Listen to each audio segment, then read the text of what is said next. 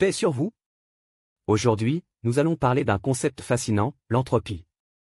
Vous allez voir que derrière ce principe scientifique se cachent des informations extraordinaires sur l'univers, et peut-être bien plus encore. Restez jusqu'à la fin.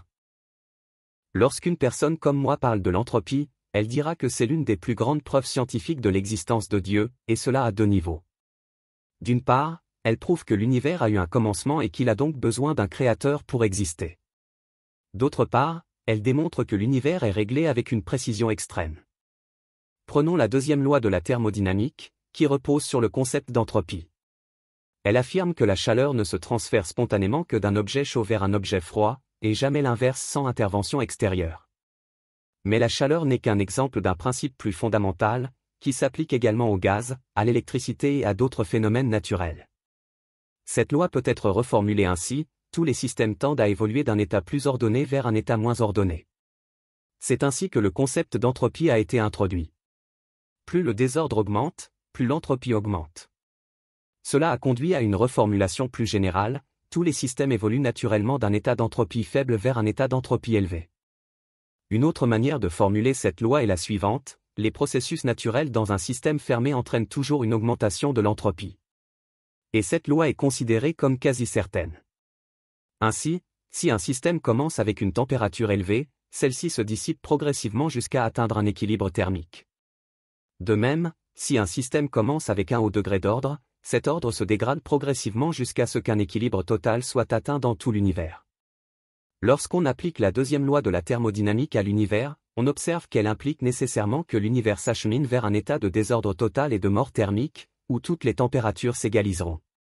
Cela signifie que si l'univers était éternel, il aurait déjà atteint cet état final de désordre et de mort thermique. Or, ce n'est pas le cas.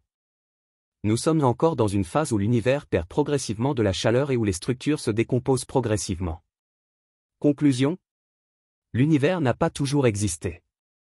Il a nécessairement eu un commencement. La prédiction d'une mort thermique de l'univers ne nous renseigne pas seulement sur son avenir, mais aussi sur son passé. Pourquoi ? Si l'univers existait depuis une durée infinie tout en subissant une dégradation progressive, il aurait déjà atteint son état final.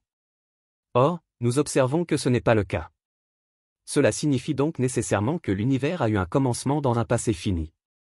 Ainsi, la deuxième loi de la thermodynamique établit que l'univers aura une fin.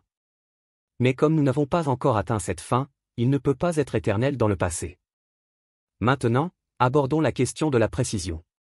Au commencement, l'univers possédait un degré d'ordre extrêmement élevé et une énergie thermique considérable, autrement dit, un très faible niveau d'entropie. La question est la suivante. Qui a fixé l'entropie à un niveau aussi bas au début de l'univers, favorisant ainsi l'émergence de la vie? Le fait que l'entropie ait été si faible au départ ne peut être le fruit du hasard, car la probabilité qu'un tel niveau d'ordre apparaisse spontanément est infinitésimale. De ce fait, l'entropie prouve que l'univers n'est pas éternel et qu'il a été créé. Et plus encore, le niveau d'entropie initial nous amène à nous interroger sur la précision extraordinaire de cette création. J'espère que cette vidéo vous a plu, merci pour votre écoute et votre attention, ne manquez pas notre prochain épisode, où d'autres récits fascinants vous attendent.